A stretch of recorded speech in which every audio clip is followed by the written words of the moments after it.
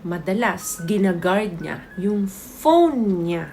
Like, doon na nakadepende yung buhay niya. Kahit saan siya pumunta, dala niya yung telepono niya. Kahit matulog siya, pwedeng tiniturn off niya yung phone niya. Kahit mag-shower siya. Maitim ba skin? Underarm at singit mo? K-Skin ang bahala sa'yo. Premium ang ingredients, paraben-free and sulfate-free, and FDA-approved, kaya safe for everyone. With K-Skin, ibalik ang alindog mo.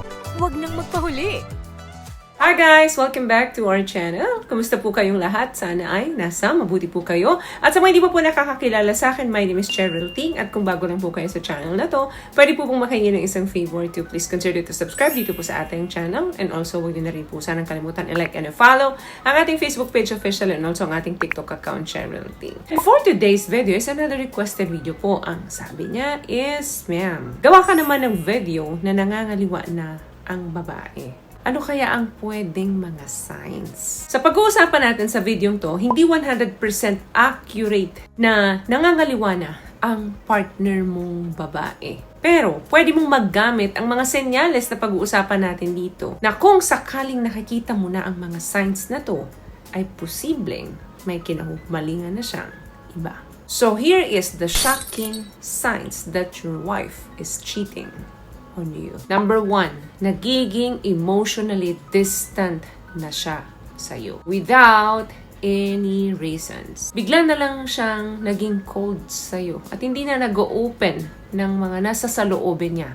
Nawala na rin ang pagiging affectionate niya. Dati, sinasabi niya sa'yo lahat. Pero ngayon, kapag tinatanong mo siya kung kumusta na siya, ang lagi niya lang sagot, I'm fine or okay lang ako. Number 2, she start talking less about the future. Marami kayong plano dati na pinag-uusapan nyo madalas. Pero ngayon, wala na. Mapapansin mo sa kanya na kapag binibring up mo yung mga goals ninyo, dream ninyo together sa future, parang baliwala na sa kanya. Meaning, she's not building. She's detaching. Mararamdaman mo talaga sa kanya yung panlalamig niya at yung pagbabago niya sa'yo. Number 3, mapapansin mo sa kanya, masyado na siyang nagkikare or nagiging concern sa appearance niya.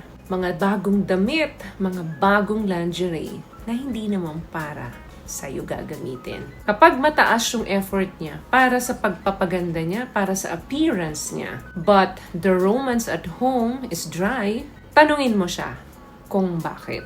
Yung tanong na hindi mo siya kailangan atakihin. Gusto mo lang malaman o meron ka lang curiosity kaya nagtatanong ka para maging hindi siya defensive. Pang-4, nagiging busy ang mga schedule niya out of nowhere. Yung pag-uwi niya sa bahay, madalas late na. Kung meron kayong mga pagkikita or appointment, minsan hindi niya na napupuntahan yan.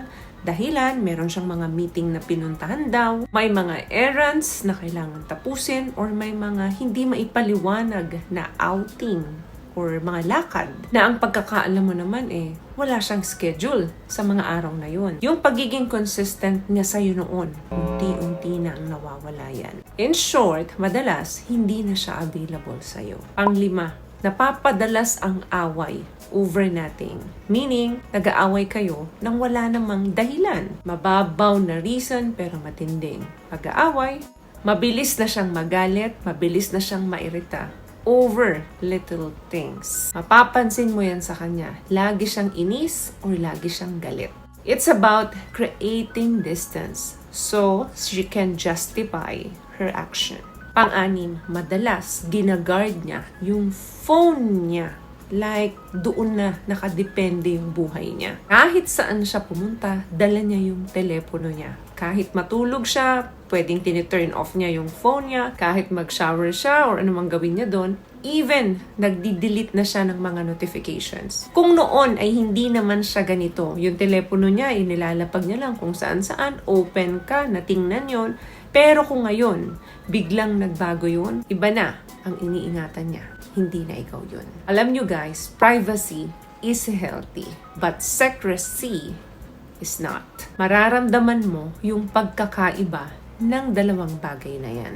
What I love about this product, itong No More Dark Secret ng K-Skin, bukod sa may advanced whitening na siya na kung saan pwede niyang matulungan na pumuti yung mga singit-singit mo, moisturizing, meron siyang anti-irritation, antibacterial, maintain healthy pH level. Hindi lang pambabae, meron din po tayong pang-lalaki. Another thing, yung intimacy nyo, palaging by force. Kailangan i-negotiate siya. Ang ending, bigo ka pa rin. Pakiramdam mo, nagbibeg ka sa kanya palagi para lang pagbigyan ka niya.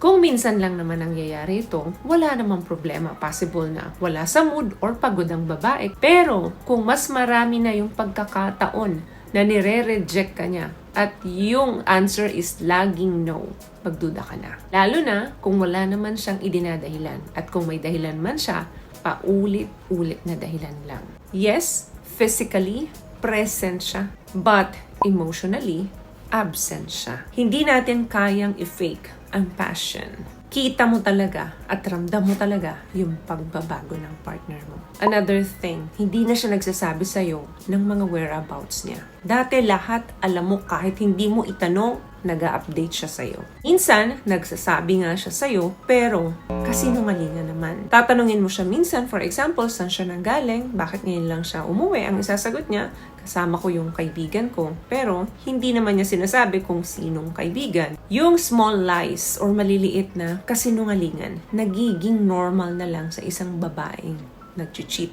or may milagrong ginagawa. Hindi ka nababaliw. Just so happen, yung intuition mo ay iniingatan ka or prenoprotektahan ka. Kaya, nararamdaman mo yan. At panghuli, wala na siyang pakialam kung ano ang iisipin mo.